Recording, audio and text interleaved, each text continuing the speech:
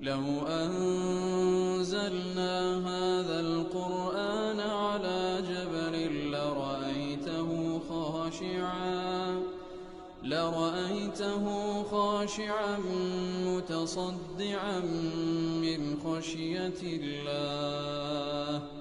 وتلك الأمثال نضربها للناس لعلهم يتفكرون. الحمد لله والصلاة والسلام على رسول الله وعلى آله وصحبه ومن والاه. السلام عليكم ورحمة الله. بەڕێزان خۆشحاڵم لەوانەی ١٩ لەوانەکانی تەفسیری قورئانی پیرۆز بێمەوە خزمەتتان بە مەبەستی ڕەزامەندی خوای گەورە و هیوادارم ئێوەی ئازیز سوودی لێ وەربگرن. أعوذ بالله من الشيطان الرجيم بسم الله الرحمن الرحيم كما أرسلنا فيكم رسولا منكم يتلو عليكم آياتنا ويزكيكم ويعلمكم الكتاب والحكمة ويعلمكم ما لم تكونوا تعلمون. بەڵێ خۆشەویستان، دیارە لەوانەی ڕابردوو کەمێک لە خزمەت ئەواتەدا بووین. خوای گەورە سوبحانەهو وتەعالا دەفەرمی کەما ئەرسەلنا فیکم، کەواتە وەکو ئەو ناز و نیعمەتەی کە لەگەڵی کردن کاتێکەوە تەحویلی قیبلەی کرد لە بۆ کەعبەی پیرۆز، ئیتر ئەوەش لە ئیمتداد و درێژەی ئەو ناز و نیعمەتانەیە کە خوای گەورە لەگەڵی کردینە کە لە زەمنی ئەوانە و بەڵکو لەوان لە هەموو نیعمەتێک گەورەتر ئەوەیە کەوا خوای گەورە پێغەمبەری لۆ ناردین صلی الله عليه وسلم. كما أرسلنا فيكم رسولا منكم، وەکو باسمان کرد کەواتە لەناو ئێوە لەناو جنسی بەشەریەت بەگشتی کەوا کەسێکی لە خۆمان نار،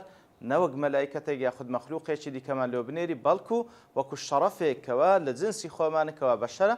و یاخود وەکو هەندێک لە مفەسرین دەفەرمون كما أرسلنا فيكم یعنی لە عەرەب و بەتایبەتیش لە قوڕەیش خوای گەورە سوبحانەهو وتەعالا پێغەمبەرێکی ڕەوانە کرد. ئیتر وەزیفەی پێغەمبەر عەلەیهی سەڵات وەسەلام يتلو عليكم آياتنا، ئاەتەکانتان لۆ دەخێنیتەوە، کەواتە تیلاوەی ئايات وەکو باسمان کرد لە ئەو ئاەتەی تریش کە دوعای ئیبراهیم بۆ عەلەیهی الصەلاة وەسەلام ربنا بەخۆ بە ئیسماعیل کوڕی عەلەیهی الصەلاة وەسەلام ربنا وابعث فيهم رسولا منهم يتلو عليهم آياتك، کەواتە یەکەم وەزیفە لە وەزیفەی پێغەمبەر تیلاوەی ئاياتە، کەوە گوتمان دیارە تیلاوەی ئايات کە دواتر باز لە تعلیم دەکاتن. تیلاوە جیاوازە لەگەڵ تعلیم. تیلاوە ئەوەی کەوە وەکو زانان دەفەرمون لەفظا وحفظا وتحفیظا، کەواتە ئاەتەکانیان لۆ دەخینتەوە بە لەفظی ئاەتەکان. فقط تیلاوەی ئاەت تەئسیری زۆرە لەسەر مقابل، لەسەر دڵ و دەروونەکان، لەبەرەوەی کەلیماتی رب العالمین سبحانه وتعالى. ئیتر تیلاوەی ئايات ئەوە یەکە لە وەزیفەی پێغەمبەران و هەروە شوێنکەوتەی پێغەمبەران عەلەیهیمو الصەلاة وەسەلام پێویستە تەرکیز لەسەر تیلاوەی ئايات بکەن. ئەوجا بەو شێوەی کە خوا دایبەزاندیە سبحانه وتعالى بە مراعاتکردنی ئەحکامی تەجوید بەو شێوازەی کەوا دابەزێت لەبۆ پێغەمبەر صلی الله علیه و سەلەم، کاریگەریەکی زۆری هەیە لەسەر مقابل. لێ پێویستە مسلمانان خۆیان فێرە تیلاوە بکەن بە شێوەیەکی ڕاست و دروست، تاوەکو هەم کاریگەر لەسەر دڵ و دەرونی خۆیان و هەروەها لەسەر دڵ و دەرونی مقابل هەبی. کەواتە یتلو عەلەیهیم ئاياتنا یەکەم وەزیفە لە وەزیفەی پێغەمبەر عەلەیهی الصەلاة وەسەلام ئەوەیە کەوە ئاەتەکانی ئێمەیان بەسەردا دەخینیتەوە. وەیوزەکیکم، و هەروە تەزکیەتان دەکات. وەکو گوتمان تەزکیەش بریتە لە پاکبوونەوە، کەواتە یەکەم جار تەخلیەیە، دووە تەحلیە، پاکبوونەوە لە هەموو پیساتیەک لە عەقیدە و بیر و باوەڕ، و هەروەها لە جەستە و لاشە، و هەروەها لە خوڕەوشت، و هەروەها خۆڕازاندنەوە بە هەموو شتێکی جوان لە عەقیدە و بیر و باوەڕ، و هەروەها لە بەدەن، و هەروەها لە خوڕەوشتیش. کەواتە تەزکیە بریتە لە تەخلیە و خۆپاکردنەوە لە سەروی هەموو پیساتیەکان لە شرک، و هەروەها لە تەوابعی شرک، و هەروەها لە هەموو لەفزێکی ناشرین، خۆپاکردنەوە لە هەموو شتێکی نەجاسەیەکی بەدەنی، ئەوجا خۆپاکردنەوە لە هەموو خوڕەوشتێکی ناشرین، ئەوجا خۆڕازاندنەوە بە عەقیدەی تەوحید، و هەروەها خۆڕازاندنەوە بە هەموو قەولێکی جوان و ڕێکوپێک و طەیب، و هەروەها خۆڕازاندنەوە بە هەموو خۆڕەوشتێکی جوان، و هەروەها لاشە و جەستەشمان بە هەموو ئەو زینە و ئەو جوانیەی کەوا مباحە، چ لە بۆ پیا و چ لە بۆ ئافرەت. کەواتە وەزیفەی پێغەمبەر ئەوەیە تیلاوەی ئايات و هەروەها تەزکیە. ويعلمكم الكتاب والحکمە. دیارە تەزکیە بە چی دەبی؟ تەزکیە بە جێبەجێکردنی فەرمانەکانە، وەکو زانایان دەفەرمون. کەواتە تەزکیە بە عیبادات دەبی. تەزکیە بە چی ئینسان تەزکیە دەبی؟ بە عیبادات، بە ئەنجامدانی عیبادەکان. ئەو ئینسان تەزکیە دەبی، پاک دەبیتەوە، کە کە دیار و قەد ئەفلح من زەکا بەڕاستی سەرکەوتوو سەرفرازە ئەو کەسەی کەوا تەزکیە دەکاتن ويعلمكم الكتاب والحكمة وهروها كتاب حكمة فير دكا پیغمبر صلى الله عليه وسلم كتاب ديار قرآن بيروزة حكمش وكزانان دفرمون حكمة أصل حكمة ويك وشل زيقاي خوي دابني وياخذ وكزانان دفرمون بريتلا فهم أسرار الشريعة تيجيشتن لنهنية كان الشريعة لحكمة كان الشريعات وياخذ هندق لزانان دفرمون ككتاب أو قرآن بيروز حكمش بريتلا سنة بيغمبر صلى الله عليه وسلم لبر سنة بيغمبر صلى الله عليه وسلم رنكرنوي قرآن بيروزة يتر هاتيا قرآن السنة فير بكا بيغمبر صلى الله عليه وسلم ويعلمكم ما لم تكونوا تعلمون وأوشتانة فير دكا كوانغو نايزانا ما لم تكونوا بيش أوي كوا أو نعمتتان لوبي بيش أوي كوا قرآن تان لوبي سنة تان لوبي بيش أوي بيغمبر بي صلى الله عليه وسلم أنغو أوشتانة تان ندزاني ديار هر كسيك بيش أوي بيتنا وإسلام وبيش أوي شارزابي لقرآن لسنة زور شتهي نازاني إتر خواي قور سبحانه وتعالى لرقاي بيغمبر صلى الله عليه وسلم أوشتانة تان فير دكا كوا أنغو نتان دزاني ويعلمكم ما لم تكونوا تعلمون كوا بابلين آتشي جشجيرة همو أوشتان دقريته وكوا سودي دنيا وقيامة تداي لخلال القرآن والسنة لرقاي بيغمبر صلى الله عليه وسلم خلشي فيري دبن سألي ردا فرق بين آيات لقال أو آياتي تركوا دعاء إبراهيم وإسماعيل عليهم الصلاة والسلام أو كوا لوين در فرمي لدعاء كان دا ربنا وابعث فيهم رسولا منهم يتلو عليهم آياتك ويعلمهم الكتاب والحكمة ويزكيهم كواتا لوين دريت تزكية بباش كوتية تعليم ببيش كوتية تلاوة تعليم تزكية بلام ليرو لآتكي سورة الجمعة خواهي قول سبحانه وتعالى ليرو ذات تلاوة تزكية أو ذات تعليم تلاوة تزكية أو ذات تعليم ديارة زانان قسان لسر أو بابا تكردي أو تقديم وتأخير حكمتي سيا ضلين لبروي لوين دري كدعاء إبراهيم وإسماعيل عليهما الصلاة والسلام كاتكوا تعليميان ببيشي تزكية خستية تفرمون لبر أوي وظيفي بيغمبران عليهم الصلاة والسلام وهروها وظيفي بانك خوازاني شوين كوتي بيغمبران عليهم الصلاة والسلام أوي كوا زياتر تلاوة وتعليمة ايتر تزكية كلا نتيجة تلاوة وتعليم خواي قول التزكية أو بندية دكا كواتا تزكية وخواي قول السندين زي قايدك كوصفي باز للتزكية دكا تزكية أوي كوا كسيك ريقاي تزكية بقري تبر ترخواي قول التزكية دكا سبحانه وتعالى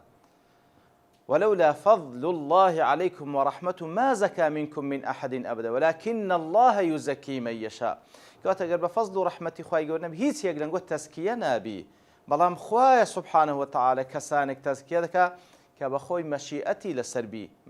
لسربي سبحانه وتعالى كواتا أسنة خواهي قول لويا دفرمون لدعاكي أو دو بيغمبر برزا عليهم الصلاة والسلام كتعليم ببيش تزكية كوتية فعلا ترتيبة شيء طبيعية لبر أوي فعلا تلاوة تعليم كلام بيغمبران ودي عليهم الصلاة والسلام كوظيفي أوانا يتركسي كوقبولي تلاوة وتعليم كي كرك لسردستي بيغمبران عليهم الصلاة والسلام يتر أور ريقاي تزكي قرتبرو خواهي قورس سبحانه وتعالى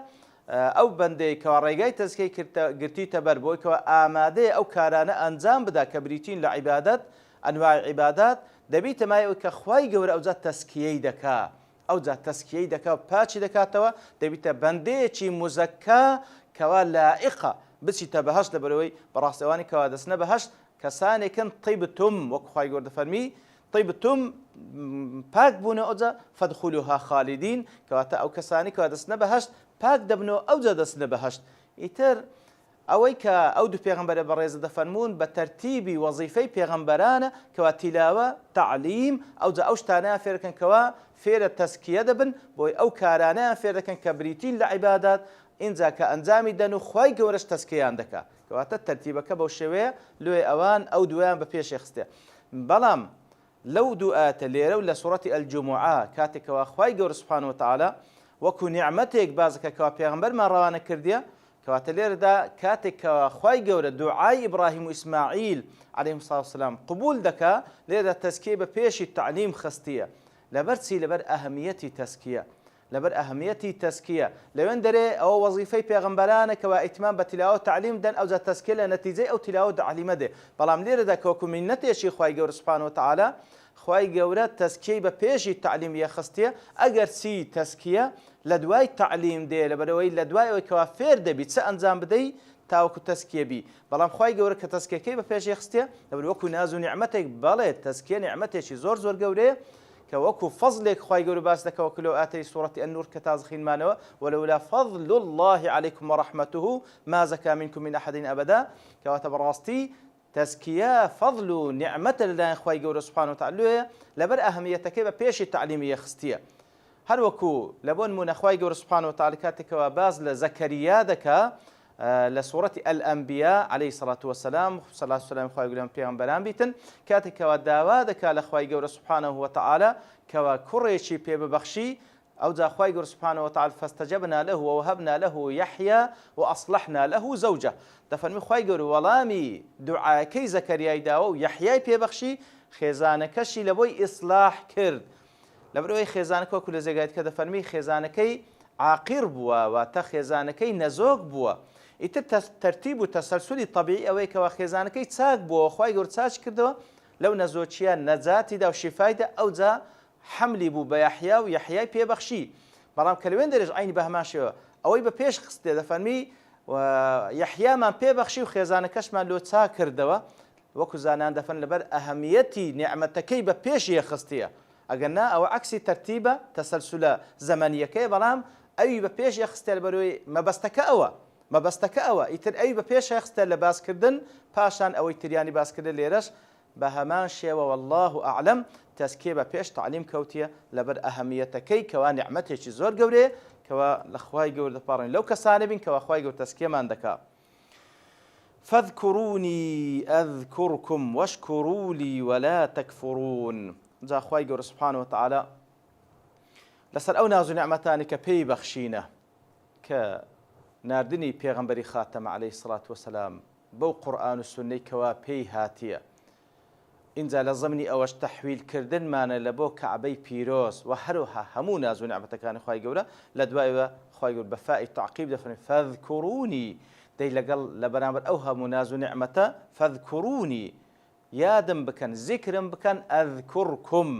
ئەمنیش یادتان دەکەم ذیکرتان دەکەم دیارە ذیکرکردنی خوای گەورە سوبحانەهو وتەعالا معلومە کەوا معلومە بە یادکردن بە دڵ و هەروها بە زمان و هەروها بە جەواریح و بە ئەندامەکانی لاشە دیارە ئیبن جەریر تەبەری ڕەحمەتی خوای لێ هەروها بابڵین چەندین مفەسیری تریش ڕەحمەتی خوایان لێبی کاتێکەوە دەفەن فاذكروني ئەذکورکم لە تەفسیری واتە دەفەرمی لە بۆ نمونە ئیبن جەریر ڕەحمەتی خوای فاذكروني بالطاعة وفيما آمركم به وما أنهاكم عنه کەواتە ذکری من بکەن بە تاعەتکردن و بە گوێڕایەلیکردن لە ئەنجامدانی فەرمانەکان و وازهێنان لە قەدەغەکراوەکان فاذكروني بالطاعة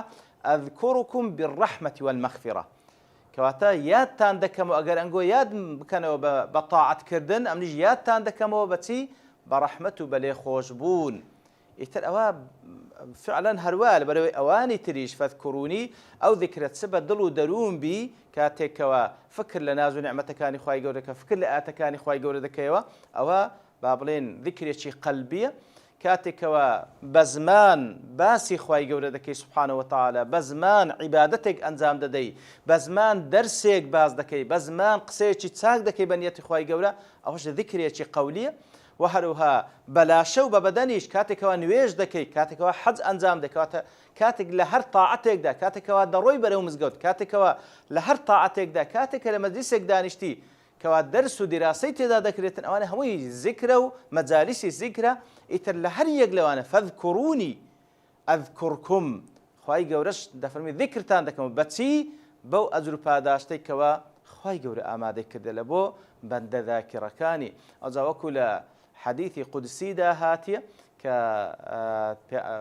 پێغەمبەر صلی الله علیه وسلم دەجێڕتەوە کەوا خوای گەورە دەفەرمی فإن ذكرني في نفسي أنا مع عبدي حين يذكرني ئەمن لەگەڵ بەندەکەی خۆمم کاتێکەوە ذیکری من دەکا لەگەڵ بەندەکەی خۆم معیە كبراستي تأييد التوفيق إخوائي قوري سبحانه وتعالى أنا مع عبد حين يذكرني أم لقلب دكي خوم كاتك ويادم دكا فإن ذكرني في نفسي ذكرته في نفسي أجر يادم بكا للاي خوي لنفسه دلو دروني خوي مش لاي خوم يادي دكم وإن ذكرني في ملأ ذكرته في ملأ خير من أجر يادم بكا لمجلسك دا أمن لمجلسك تاكتر لمجلسك أو كوا مجلس ملائكة كان لأسمان باسي دكم ئیتر بەڕاستی ناز و نعمەتێکی زۆر گەورەی وەکو لە بابەتی وەقف و ئیبتیداش کاتێکەوە ئیمام داین ڕەحمەتی خوای لێ بدە فەذکورونی ئەذکورکم لێرە بوو وەستی باشە دەڵێ لۆ تەلەذذەن بذیکریه تاکو لەزەت لەوەی وەربگریکەوە خوای گەورە کە ذکر دەکا کە بەڕاستی قەزەیەکی زۆر زۆر گەورەیە وەکو زانایان دەفەرمون بەڕاستی لەیسە الشەأن ئەن تەذکورە وەلەیسە الشەأن ئەن یەذکورەک بەڕاستی شەأن و گەورەی لەوەی دانیە کە ئەتوو ذیکری دەکەی هەرچەند ئەوەش نعمەتێکی زۆر گەورەیە بەڵام گەورەی لەوەیدا کە خوا ذیکرت بکە لەیسە الشەأن في محبەتی ولكن الشەأن في أن يحبك يعني بەڵێ خۆشویستنی خوای گەورە زۆر مهمەکە وەکو نعمەتی خوای گەورە بخاتە ناو دڵ و دەروونت بەڵام لەوەی گرنگترەوەی کە خوا خۆشتی بوێ ئیتر بەڕاستی ئەوە نعمەتێکی زۆر گەورە مەخلووقێکی گچکە بە گچکاتی خۆی کەوا خوا هیچ ئیشی بەوی نییە کاتێکەوە ذیکری دەکە خوا بە عەزەمەتی خۆی دەفەرمێژە ذیکرت دەکەم بەڕاستی نعمەتێکی زۆر گەورەیە لۆیە پێویستە ئینسانی مسلمە ئەو فرسەتەی ژیانی خۆی لە دەستە خۆی نەداتن هەموو لە حەزاتی ژیانی هەوڵ بدە ذیکری خوای گەورە بکاتن تاوەکو شاد بیتەوە بۆی کەوا خوا ذیکری بکات لە خوای گەورە دەپاڕێن و لەو کەسانە بین کەوا بەردەوام لە ذیکری خوای گەورە داین تاوەکو خوای گەورەش ذیکرمان بکات وصلى الله وسلم على نبينا محمد وعلى آله وصحبه أجمعين وآخر دعوانا أن الحمد لله رب العالمين لو أنزلنا هذا القرآن على جبل لرأيته خاشعا